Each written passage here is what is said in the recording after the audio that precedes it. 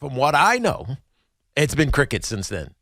So all this stuff that, we had this conversation, and there's optimism that it's going to get done. It's a 50-50 chance that it could be finished by. That's all what people want to believe. The reality is that they're not having conversations about this stalemate that they're running up against in 5 days. Yeah, it's coming July quick. 17th at 4 p.m. It's coming very, very, very quick. And so the second part of this for Saquon is what happens when you get to Monday the 17th at 4 p.m.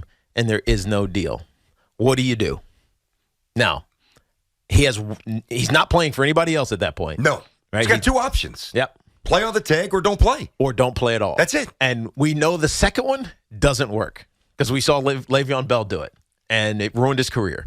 And he ended up getting traded, and he was never the same guy after he sat out a full season. It's crazy as it sounds, because Saquon's only 27 years old. This is his sixth year. Mm-hmm. This is his sixth season. And, I'm not saying there's a lot of wear because he missed so much time because of injuries, but you get 6 years in, people start perceptually seeing you as old, even though it's not fair. Same thing with, Dalvin Cook or Ezekiel Elliott. Ezekiel Elliott's only 27 years old. Yeah, but he's shot. Of course he is. Shot. But that's my point. Right? Zeke Elliott had a horrible season at 26. He's had a couple in a row. But he also kind of got supplanted by Tony Pollard. Absolutely. But it was just kind of like, all right, he's 27, he's done. Yeah. But he looked done. Saquon looks like a star. I agree, but Big it doesn't difference. matter. It's the perception of the position. Yeah. It's the reality of the finances, less about the perception of the player's place in the game. Yeah. It doesn't mean anything. The fourth in the league, 1,300 yards. I think he had 50 or 60-something, 70-something receptions last year. He was as good as you would want him to be. Saquon was last year. They won. A lot of it was because of him, right? Or especially early on. And he doesn't get the respect that he thinks he deserves. And therefore, they are at an impasse. What would you do? I would find a way to sign him. No. If I was Saquon, meaning Tiki's in the same situation in 2023, you've made the exact amount of money he's made. You put up the same exact stats. What would you do? See, it's hard for me because if I was Saquon, I might think the same way he does. But when I went through that, I wanted to be a Giant because I had all that other stuff going on, and there was no way I was leaving New York, and that was used against me, by the way, right? And when Ernie and Corsi did my deal, it was, I don't want to say it was below market because running backs never got paid, but it was just I didn't want to go anywhere. And they knew that. And they knew that. Yeah. And if you asked me, I'm not going anywhere. I want to go play for the Green Bay Packers, right? And lose all what I loved about New York, both the fans and the opportunities, Broadway, all that stuff. The same thing as that Aaron Rodgers is here for. There's no way I was going to go someplace else. But if I was in Saquon's exact position, I'd want to get paid. And I don't know if it's going to happen to the level that he wants. Okay, so wanting to get paid, but then what's your flex here? You know what I mean? He has no leverage. He has none. Do you think there's a chance he sits out week one? It doesn't do anything. You know what I hear you. And this is part of one of the reasons that the union gets a lot of criticism from the players, because you remember back in the day, the holdout. Somebody's going to hold out. Yeah, it was a big deal. It was like a huge deal. Yeah, there was like the holdout watch. Oh, it was like, oh my God, what are we going to do? Yeah, no, I used to worry me with some guys. Absolutely, I hated that. And there was nothing that the teams could do about it. Yeah. Now they fine the hell out of you, and it's so punitive that it's almost not worth it unless you get a deal done and you kind of wash it out and all these other things. The union did a bad job of giving players leverage if they get franchise tagged, right? And I give the NFL credit, man. That was one of their biggest banes of their existence. The holdout. The holdout was. I remember it feeling like this is going to kill our season when a guy threatened to hold out. Nowadays, you're like, he's not holding out. He's not actually. He can say it all he wants. He's not actually going to do it. Yeah, and that's proven to be the case. All right, 877-337-6666. So there's two things that we're sorting through, and Tiki obviously tapped into the one thing. according to Tiki, and I know things that he's not saying on the air, so I know that this is legit. He's got to protect sources. There's no conversations right now. Nothing's changed between the Giants and Saquon. That's one aspect of it. The other aspect, and this is Diana Rossini's report, and I'm sure she gets this right from Saquon because she's very piped in, local girl, very good reporter. She said that he's strongly considering, sitting out week 1. So those are two very different things, and they both could be true. Yes. Now I got something for you. Go all ahead. right. And it's something that I said 2 weeks ago. Are you going to be a hater right now? No. Right, I'm going to be a problem solver. Is what I'm going to be. I'm going to be a unifier. All right. There you go. Why do you always go for the hater card? Man. I mean, you play the Mets song to hate on the Mets because you're a Yankee fan. Wait till we bust that out tomorrow. You know we got to go out with that tomorrow. You got the Jets feeling themselves. Woo! Hard knocks. That's right. Right. I mean, why would you not throw shade on the Giants? Because I respect the Giants. Okay. I really do. All right. And I really respect Saquon, especially since he was so good to my team a couple of weeks ago when we bumped into him in Montville, throwing passes with Danny Jones. See, now that you have a personal connection, you get it. He's an awesome dude. Yeah, by the way, Colton took his cleat that he signed and put it up in his trophy nice. case. It's already hanging in his trophy case. Giant fan in the making. A Giant has infiltrated the room, so that has happened. All right, so it's dirty. Just going to preface it with, it's absolutely dirty. It's devious. You were going to be a hater. No. But again, it's for unification purposes. Okay, let's hear it. So the deadline is Monday, July 17th at 4 p.m. And at that point, I will be 3 beers in on about the 9th hole, not really caring what happens, quite frankly, at that point. But I'm going to tell you what I think is going to happen. So, first of all, I think he's playing week 1. I think he's going to be a Giant. I have no fears about that. He's not sitting out the year. It's just unrealistic. But if you've got to call Saquon's people, whether it's Friday night, and this story needs to be the story of the weekend. All right, guys, listen. We love you. We hope you love us back. We want him. It's go time. What's the story? Is he going to sign this? Yes. You need to get the real answer. And if they intimate, and you believe them, and it's a little chicken game here, that he's not going to sign it, what you do is you start floating Dalvin Cook stuff out there.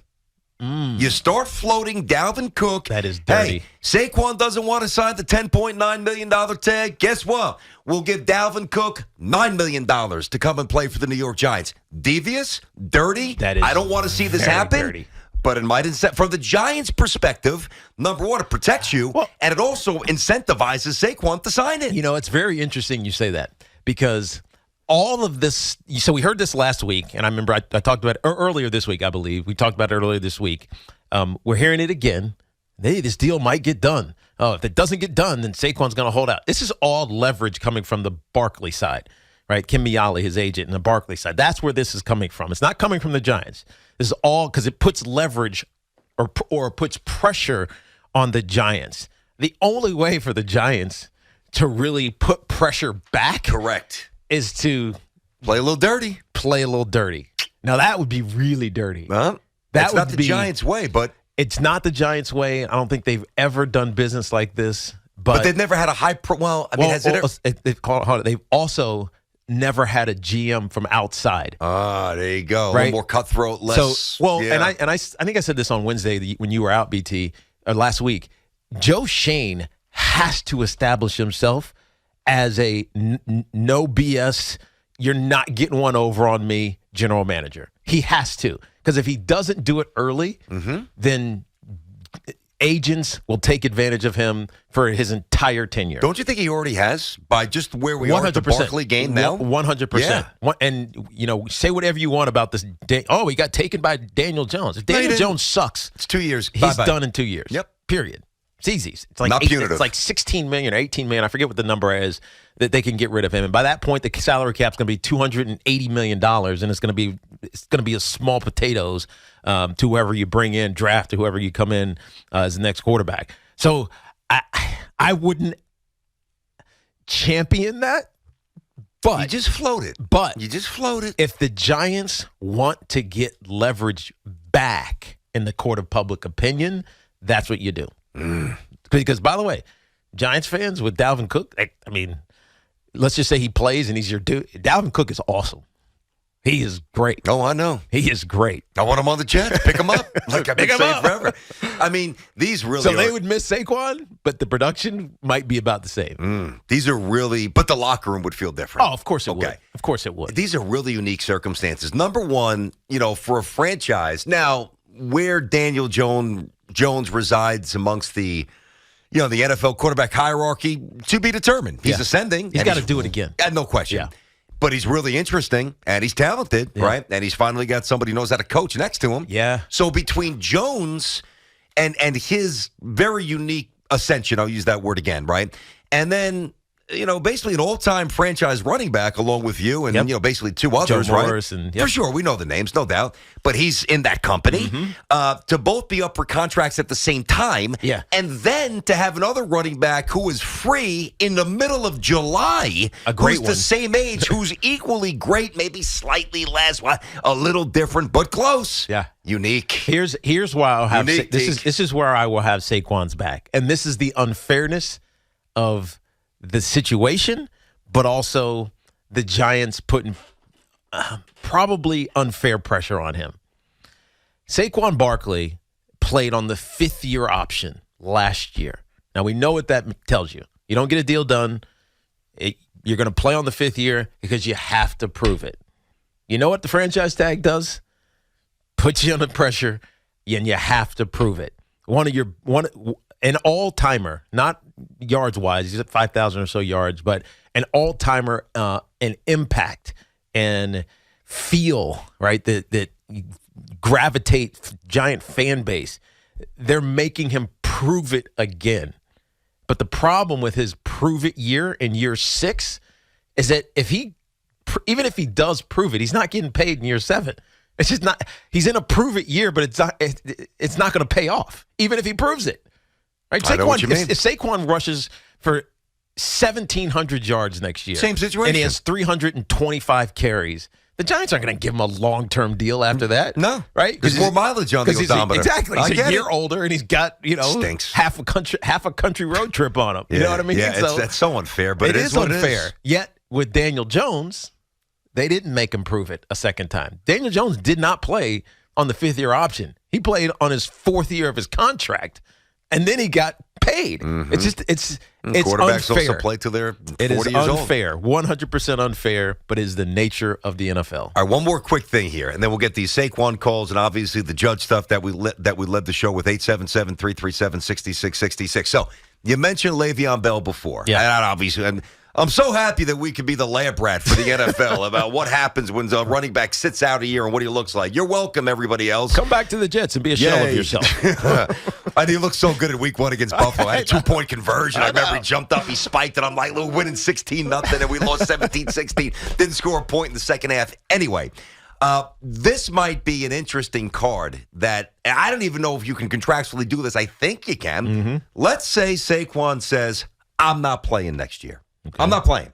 I'm sitting out, and I'm pulling a Le'Veon Bell. The difference, instead of sitting around and smoking weed and doing Lord knows what Le'Veon Bell was doing, Saquon Barkley goes and does TV, and he makes the same money or slightly more.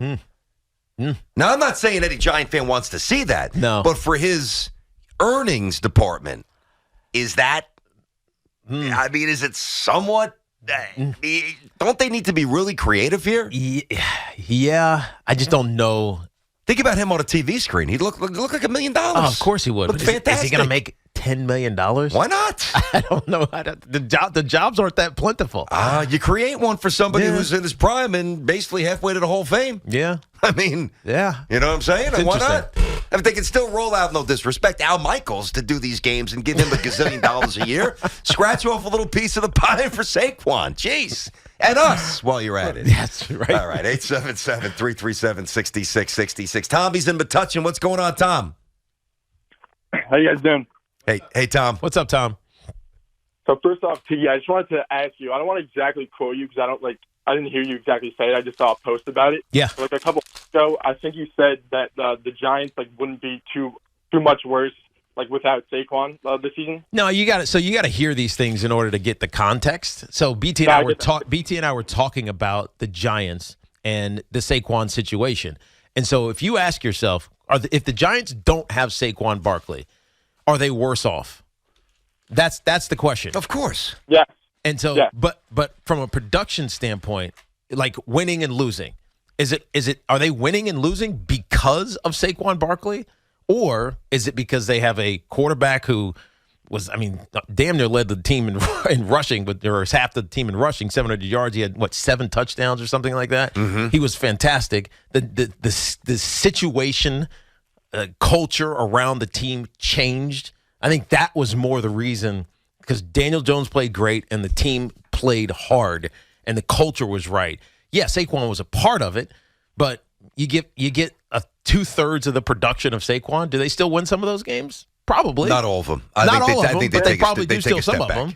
Maybe. The threat of Barkley changes everything. But the reality is the second half of the season, Saquon Barkley wasn't as impactful as he was in the first quarter of the season. That's just facts, right? So don't get hold on, Tom. Don't get lost in facts, because I will throw facts at you. I watch film. I study games. I call games. I watch games, and I'll give you facts. But that doesn't mean that I emotionally am anti-Saquon. And so I saw the article that you're referring to. It positions it as me saying the Giants don't need Saquon Barkley. They'll be fine without him. That's BS. And it's frustrating because people don't listen. They take clipped snippets of what we're talking about and make it a narrative, and it's nonsense. Because there is not a bigger supporter of Saquon Barkley in the tri-state than me. I love Saquon. I love what he brings. But I also understand that football has devalued this position, and there's a sense, and you don't have to believe me. There's a sense that you can do it with any running back. Period. That's why they draft Eric Gray. Right? That's why they have these, they think about who else can we replace. You're always replaceable in the NFL. I don't care how good you are. You are replaceable. Period. It's not Max Scherzer or Jacob deGrom or Aaron Judge. It's not. You are imminently replaceable in the NFL. I say it all the time. You are an at-will employee, meaning when they don't want you anymore, you're gone. They'll eat the money. The cap is fungible. It's nonsense. They will eat it if they don't like you. And that's all I'm talking about. I'm not talking about the Giants should get rid of Saquon Barkley because they'll be fine without him. Come on. You got to be an idiot to believe I think that. So, sorry to hijack you, Tom. That's good stuff. Real good. No, you're good, Tiki. I appreciate the response. I want to hear it from you because I know I know the quotes get jumbled all the time, especially on social media. Yeah, it was a speculative thing. Honestly, I remember saying that. I said it with a question mark. Right? It wasn't like the Giants will be fine without Saquon Barkley, period. Print that. It was the Giants better without Saquon Barkley? I don't know. Maybe. Right? You know how the game is. Of course. And I don't care. I talk for a living. Yeah. I get a reaction. It's good. Yeah. Right? But certain things are really important to you, and the way you're perceived. I get that with Saquon. And I love, because first of all, Saquon is one of the greatest dudes I've ever met. Legitimately. He is a superstar's superstar, and he's been that since he was a sophomore in college, and he's done nothing but treat us amazing. Mm-hmm. BT told the story about him, literally sitting on the stairwell. Oh, that one, yeah. Sitting on a stairwell, giving us a call. He didn't know who the hell we are. It was at Penn State. This was back in the day. And then I met him right away. We went to Rayo's in his first trip here. He told me he wanted me to break all my records, and he was asking me questions. He's genuinely curious. I saw him last year before the start of the season. Saw him on the golf course last month, right over Liberty National. Remember at the start of the season, he's telling me, Tiki, you're going to love how they're going to use me. I'm going to be doing all this stuff out of the backfield. And they didn't do all that, but he had a fantastic season. I love Saquon. But I understand the business of football. My job is to analyze, right? Especially football. I do it for CBS. I'm going to do 18 games this year for CBS. It's my job to tell the truth. It's not my job to be a homer. It's not my job to be a bias one way or the other. It's my job to see facts and report facts and make it entertaining. That's good. Period.